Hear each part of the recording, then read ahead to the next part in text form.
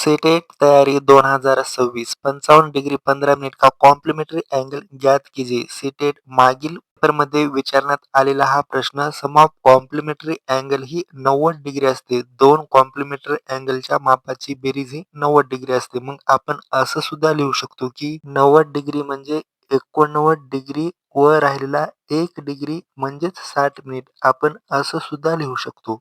89 degree 60 मिनिटामधून 55 degree 15 minute हे वजा करूया. 55 degree 15 minute.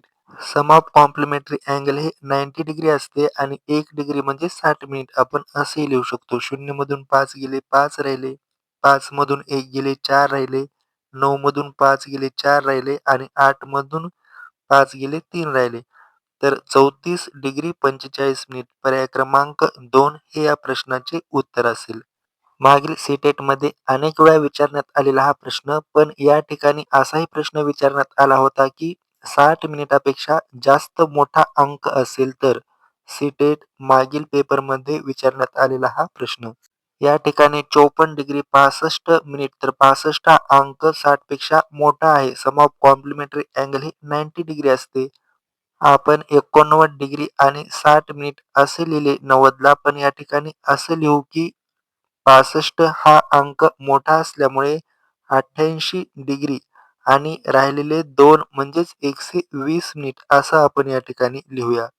88 degree 120 मिनिटमधून 54 degree 65 minute हे वजा करूया. 0 मधून 5 गेले 5 राहतात, 11 मधून 6 गेले 5 राहिले, 8 मधून 4 गेले 4 राहिले आणि 8 मधून 5 गेले 3 राहिले. तर 34 डिग्री 55 मिनिट हे या प्रश्नाचे उत्तर असेल. मागील अनेक वेळा विचारण्यात आलेला हा प्रश्न. यदि दो समपूरक कोण 7x plus 58 degree 16x plus 53 degree है तब 5x का मान क्या होगा. या ठिकाणी पूरक कोण असं विचारलं आहे आपल्याला, म्हणून पूरक कोणाच्या मापांची बेरीज ही 180 असते. म्हणून 7x अधिक 58 डिग्री यामध्ये 16x प्लस 53 या दोन्हीची बेरीज ही 180 अंश येईल. बरोबर 180. 7x आणि 16x या दोन्हीची बेरीज येईल 23x आणि 58 व 53 या दोन्हीची बेरीज येईल 111 बरोबर 180. 23x बरोबर बेरजेमधील 111 हे वजा होतील 180 वजा 111. 23x बरोबर 180 मधून 111 गेल्यानंतर 69 राहतील. म्हणून 69 x बरोबर 23 ने 69 ला भागाकार केल्यानंतर 3 येईल. पर्याय क्रमांक 3 हे या प्रश्नाचे उत्तर असेल. असा प्रश्न सीटेटमध्ये विचारण्यात आला होता. तर पूरक कोण ऐवजी या ठिकाणी कोटिकोण सुद्धा असू शकतो. एक घन की भुजा 5 सेंटीमीटर है. अगर घन की भुजा को 2 गुना कर दिया जाए तो घन का पृष्ठ क्षेत्रफळ कितना गुना हो जाएगा. सीटेट मागील पेपरमध्ये विचारण्यात आलेला हा प्रश्न. घनाचे पृष्ठफळ बरोबर 6 गुणिले साइड स्क्वेअर बाजूचा वर्ग. या ठिकाणी बाजू म्हणजेच भुजा दिलेली आहे 5 आणि 5चा स्क्वेअर, परंतु ती जर भुजा 2 गुणा कर दिया जाए म्हणजेच 5 ची दुप्पट केली तर 10चा वर्ग. 6 गुणिले 5चा स्क्वेअर येईल 25 आणि या ठिकाणी दुप्पट केली भुजा 10चा स्क्वेअर येईल 100. 6 गुणिले 25 होतात 150, 6 गुणिले 100 होतात 600. या ठिकाणी 150 या अंकाला पर्यायामधील कोणत्या अंकाने 2, 3, 4 का 5 ने गुणाकार केला असता 600 येईल. तर पर्याय क्रमांक 3 4 ने, किंवा 600 ला 150 ने भागाकार केला असता 4 येते. म्हणून पर्याय क्रमांक 3 हे या प्रश्नाचे उत्तर येईल.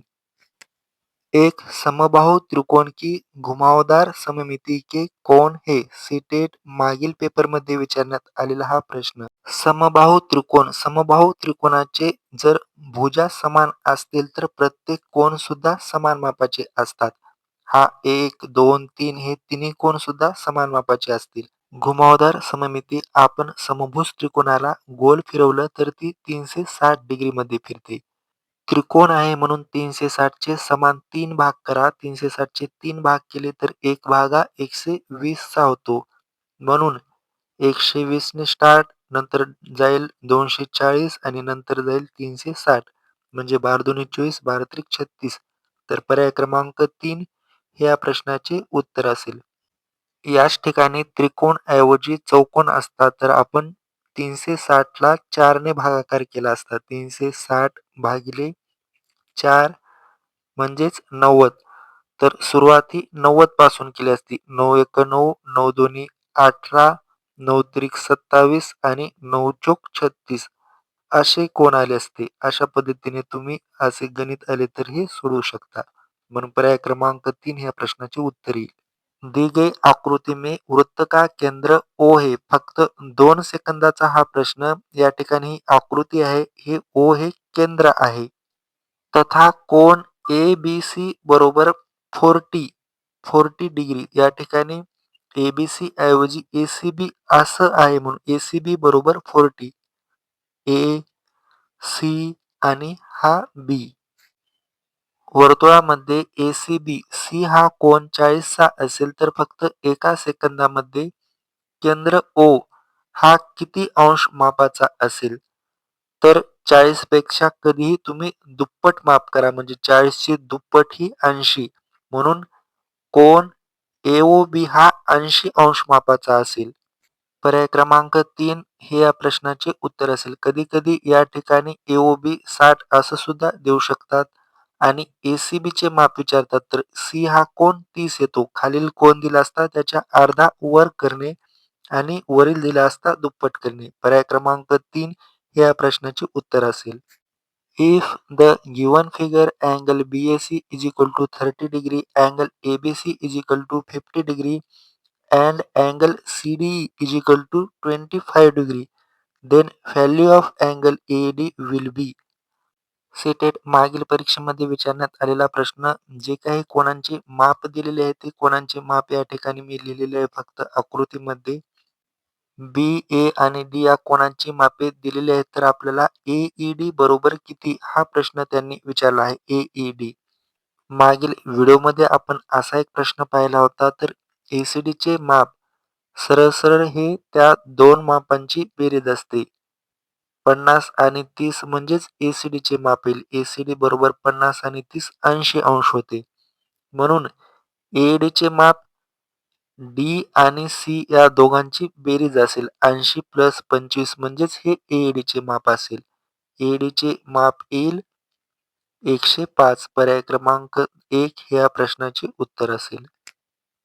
या ठिकाणी फक्त तुम्ही कोणाचे माप ठेवून द्या तेव्हाच तुम्हाला लक्षात येईल हा प्रश्न. तर अशाच काही माहितीसाठी तुम्ही स्टडी देवांश या चॅनलला सबस्क्राईब करा.